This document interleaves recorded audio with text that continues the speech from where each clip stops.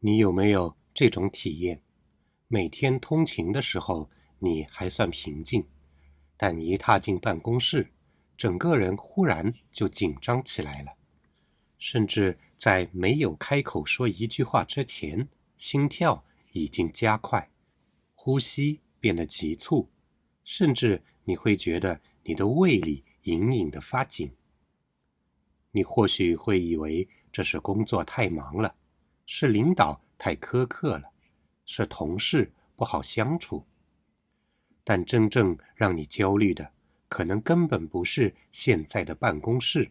而是你自己与你的过去，以及你内心未曾处理过的某些东西。听上去有点反直觉，是吧？我们常以为焦虑是因为外部压力太大，但你不知道的是，真正的压力往往来自于我们和这个空间之间的一种旧关系。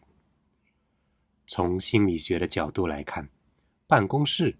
可能早就被你的大脑贴上了危险或者不安全的标签。这其实是一个经典的条件反射机制。假如你在过去的工作中曾经被羞辱、被否定、被无视，那种情绪当时可能没有被处理干净，但你的大脑已经悄悄地把办公室这个环境和威胁连接在了一起。所以，即使你换了公司、换了同事，甚至升了职，一旦你走进那个类似的格局，闻到那种熟悉的空气，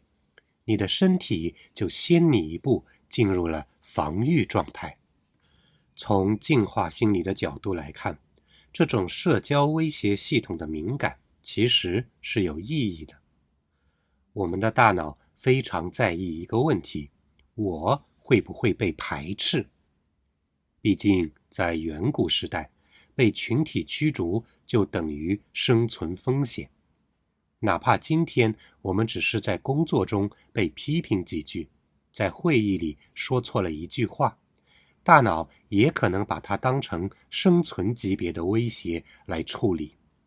于是你就变得焦虑了，而你并不知道，焦虑的根源其实是害怕不被接纳。更深层的部分可能还牵涉到你潜意识当中的阴影。荣格认为，很多我们无法承受的经验，比如失败、羞耻、无力感，都会被压进内心深处，成为阴影。但阴影不会乖乖躺在那里，它会借助某些特定场景重新浮现。办公室，尤其是带有评价、竞争、角色标签的场所，恰好是唤醒这些阴影的触发点。你可能以为你是在害怕开会，实际上你是在害怕再一次感受到那个小时候被老师骂哭，在同学面前出丑的自己。还有一种常常被忽略的焦虑来源，来自于我们在职场中角色与真实自我之间的拉扯。你需要表现得专业、稳定、有责任感，但其实你内心可能并不完全认同自己在这个职位上的定位。你可能对这个岗位没有真正的兴趣，或者你觉得自己被期待的成功形象其实不属于你。这时候，焦虑就是一种灵魂的抗议。从存在主义的角度来说，那些进办公室之前的心慌，其实是你内心深处在悄悄地问一个问题：我现在的生活真的和我的存在相匹配吗？